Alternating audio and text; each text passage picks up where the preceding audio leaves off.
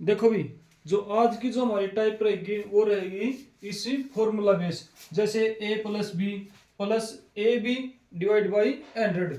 इस बेस पर हमारे जो क्वेश्चन निकलेंगे सभी ऐसे होंगे। ठीक है भाई।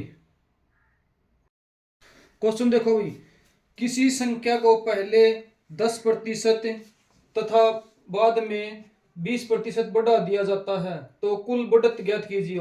देखो, जो हमारे पहले कितना किया, 10% बढ़ा दिया, फिर 20% बढ़ा दिया, और फॉर्मूला क्या था, plus a b 10 × 20 divide by 100। तो इससे ये कैंसिल, इससे ये कैंसिल, ये कितना होगा, 30 प्लस में 2, तो आंसर होगा 32%। ठीक है भाई। अगला क्वेश्चन देखो भाई, किसी संख्या को पहले 12% बढ़ा दिया गया और बाद में 15% बढ़ा दिया गया तो कुल बढ़त ज्ञात कीजिए। देखो भाई, ए 12 दे रखा है और बी 15 दे रखा है, तो प्लस 12 गुणा में 15 डिवाइड बाई 100, तो क्या होगा, देखो इस ये प्लस हो जाएगा 27, और इसके साथ मल्टीप्लाई कराएंगे तो 180 डिवाइड बाई 10, इससे ये कैंसिल, तो यहां से कितना आ जाएगा, 27 प्लस 1.8 बराबर है 28.8%। ये हमारा आंसर होगा भाई। अगला क्वेश्चन देखो भाई, किसी संख्या में 10%, 20%, 30% बढ़ाया गया, कुल बढ़त ज्ञात कीजिए।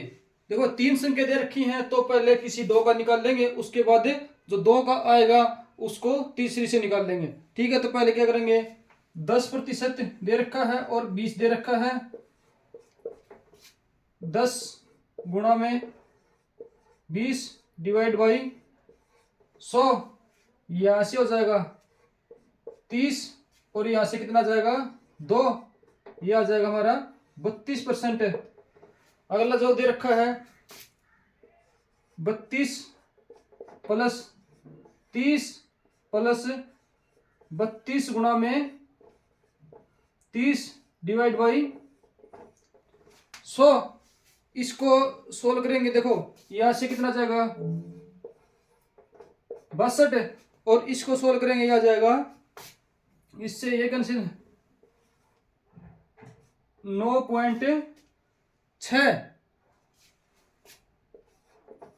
और इसको ऐड करेंगे तो हमारा आंसर होगा 71.60। ठीक है, अगर 3 का दे रखा तो पहले 2 का निकाल लो, और जो 1 आ जाएगा उससे तीसरी का निकाल लेंगे।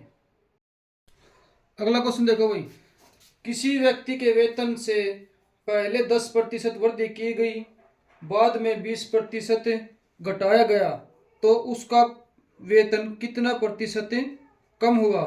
तो देखो, वेतन कम होता है, पहले कितना 10% बढ़ा दिया गया, उसके बाद क्या किया, माइनस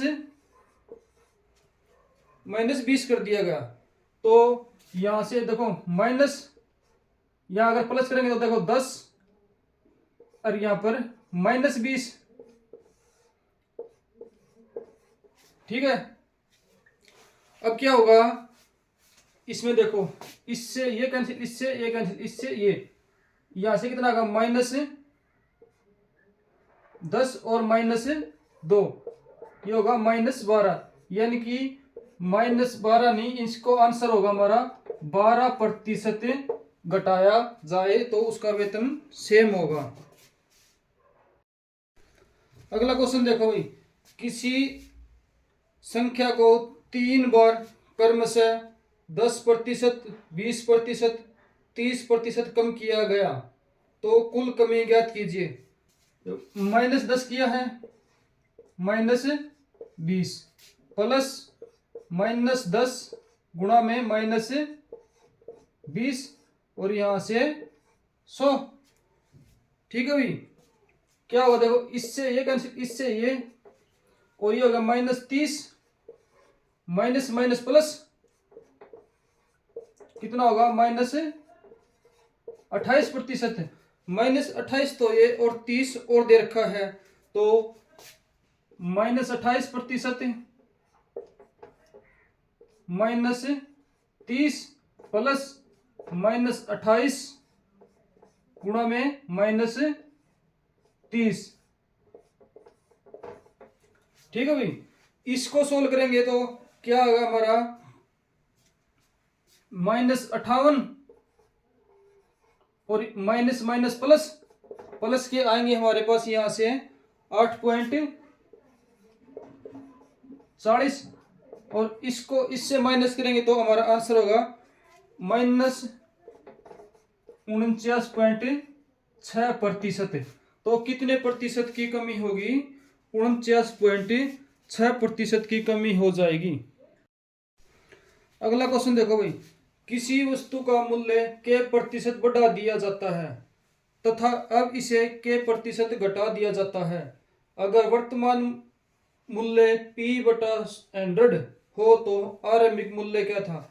मान लो भाई आरंभिक मूल्य है ना, तो शुरू का जो मूल्य है x मान लिया, ठीक है, आरंभिक मूल्य होगा हमारा x।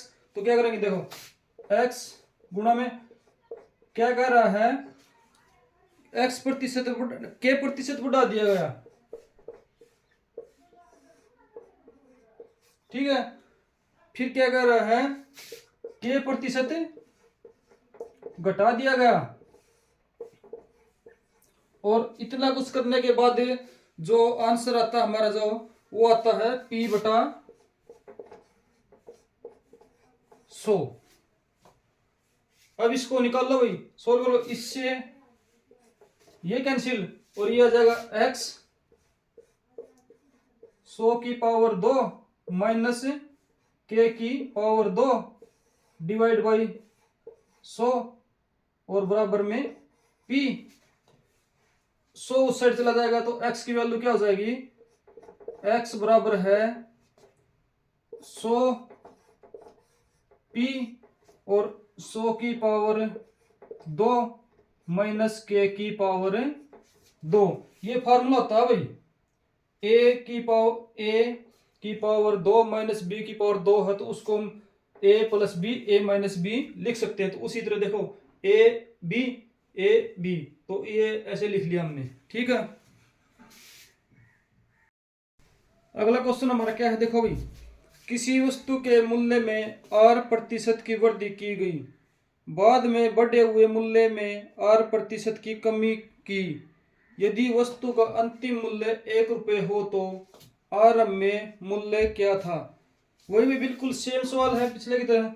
आरंभिक मूल्य मान लिया हमने x, तो क्या कर रहा है, शुरू में r% की वृद्धि हो गई, 100 प्लस में r डिवाइड बाई 100, और अगली बार क्या कर रहा है, r% की कमी हो गई, और ये कुछ करने के बाद क्या होता है, जो अंतिम मूल्य है हमारा 1 रुपये, ये उस साइड चले जाएंगे, तो यहां पर क्या बच जाएगा, x 100 की पावर 2 माइनस r की पावर 2, 1 2 3 4, x की वैल्यू निकालनी है, तो x की वैल्यू क्या होगी, 3 4 बटे में 100 की पावर 2 माइनस r की पावर 2। ये हमारा आंसर होगा भाई, ठीक है। एक वस्तु के भाव में 20% वृद्धि हो गई तथा इसकी खपत में 20% कमी हो गई, इसमें उपभोक्ता के कुल खर्च पर क्या प्रभाव पड़ा। देखो भाई, सीधी ही बात, अगर कोई चीज 100 रुपये की आती है, मान लो अब आने लग गई 120 की, तो देखो ये हमारे पहले तो खपत में कमी हो जाएगी। पहले हम 100 रुपये की जितनी चीज लाते थे, अब वही चीज 120 में आने लगी। तो खपत और भाव ये हमेशा अपोजिट होते हैं, एक चीज बढ़ेगी तो एक घटेगी, ठीक है। तो इस क्वेश्चन में क्या है, 20% की वृद्धि हो गई और एक में 20 की कमी हो गई। ठीक है, यहाँ पर प्लस -20 गुणा में 20 डिवाइड बाई 100। इससे ये कैंसिल, इससे ये, इससे ये, इससे ये, तो आंसर होगा हमारा -4। तो क्या होगा, कुल खर्च पर प्रभाव पड़ेगा -4%, यानी कि 4% का प्रभाव पड़ेगा, उसको खपत कम यूज करनी पड़ेगी। एक वर्ग की भुजा को 10% बढ़ाया गया, इसका क्षेत्रफल कितने प्रतिशत बढ़ेगा वर्ग की भुजा को 10% बढ़ाने पर? देखो भाई, वर्ग का क्षेत्रफल क्या होता है, भुजा गुणा भुजा। तो ये देखो, एक भुजा दे रखी 10, तो दूसरी भी 10 बढ़ेगी। ठीक है, प्लस 10 गुणा में 10 डिवाइड बाई 100, यहां से 20 और इससे ये यहां पर 21%। तो अगर हम वर्ग की एक भुजा 10% बढ़ाते हैं तो उसके क्षेत्रफल पर 21% का प्रभाव पड़ेगा। एक वृत्त की त्रिज्या 20% बढ़ाई जाए तो क्षेत्रफल तथा परिधि कितने प्रतिशत बढ़ेगी? देखो भाई, क्षेत्रफल कितना बढ़ेगा, 20 प्लस 20 प्लस 20 गुणा में 20 डिवाइड बाई 100, इससे ये कैंसिल, इससे ये कैंसिल, तो कितना था, 40 प्लस में 4, तो 44%। क्षेत्रफल पर कितना प्रभाव पड़ेगा, 44%। तो परिधि कितनी बढ़ेगी, जितनी त्रिज्या बढ़ेगी उतनी ही हमारी परिधि बढ़ेगी। अगला क्वेश्चन, एक घनाभ की लंबाई, चौड़ाई तथा ऊंचाई को क्रम से 10%, 20%, 30% बढ़ा गए हो तो आयतन कितना प्रतिशत बढ़ेगा? देखो, पहले जो भुजा है 3 दे रखी, तो 2 का निकाल लेंगे, 10 प्लस 20, 10 गुणा में 20 डिवाइड बाई 100, इससे ये कैंसिल, इससे ये कैंसिल, इससे कितना था, 30 प्लस में 2, 32%। अब इसको क्या करेंगे, अगली तरह की 30, 32 प्लस 30, 32 गुणा में 30, यहां पर प्लस आएगा, सॉरी। ठीक है, इसको सोल्व करेंगे, यह आ जाएगा हमारे यहां से 62 और इससे यह आ जाएगा 9.60 और यह आ जाएगा 71.60%। आ गई समझ में? एक घन की भुजा 10% बढ़ाई दी गई, इसका आयतन कितना प्रतिशत बढ़ेगा? देखो भाई, 10% बढ़ा दी, 10 प्लस में 10 गुणा में 10 डिवाइड बाई 100, इससे ये कैंसिल, इससे ये कैंसिल, ये से आ जाएगा 21%। और आयतन दे रखा है, तो आयतन में के लिए तीसरी भुजा की और जरूरत पड़ेगी, 21 प्लस 10, 10 गुणा में 21 डिवाइड बाई 100, इससे ये कैंसिल, ये आ जाएगा 31 और यहां से आ जाएगा 2.1, इसको ऐड करेंगे, यहां से आ जाएगा 33.1%। तो कितना फर्क पड़ेगा, कितना आयतन बढ़ेगा, 33.1%। एक गोले की त्रिज्या 20% बढ़ाई गई, इसका पृष्ठीय क्षेत्रफल तथा आयतन कितने प्रतिशत बढ़ेगा? तो पहले क्षेत्रफल निकालते हैं। क्षेत्रफल निकालने के लिए कितनी बढ़ाई गई भुजा, 20 प्लस 20 20 गुणा में 20 डिवाइड बाई 100। इससे ये कैंसिल, इससे ये कैंसिल, ये यहां से 40 प्लस में 4 44%। क्षेत्रफल कितना बढ़ा हुई 44% है। और आयतन भी निकालना है तो 44% प्लस में 20% प्लस 44 गुणा में 20, यहां से कितना है 4 और ये 64 प्लस वहां से कितना 8.8 8.8 और इसको ऐड करेंगे तो हमारा हो जाएगा 72.8%। आंसर होगा हमारा 72.8%। आयतन बढ़ेगा और क्षेत्रफल बढ़ेगा 44%। एक आयतन की लंबाई को 30% बढ़ाया गया, इसकी चौड़ाई को कितने प्रतिशत घटाया या बढ़ाया जाए कि उसका क्षेत्रफल 4% बढ़ जाए।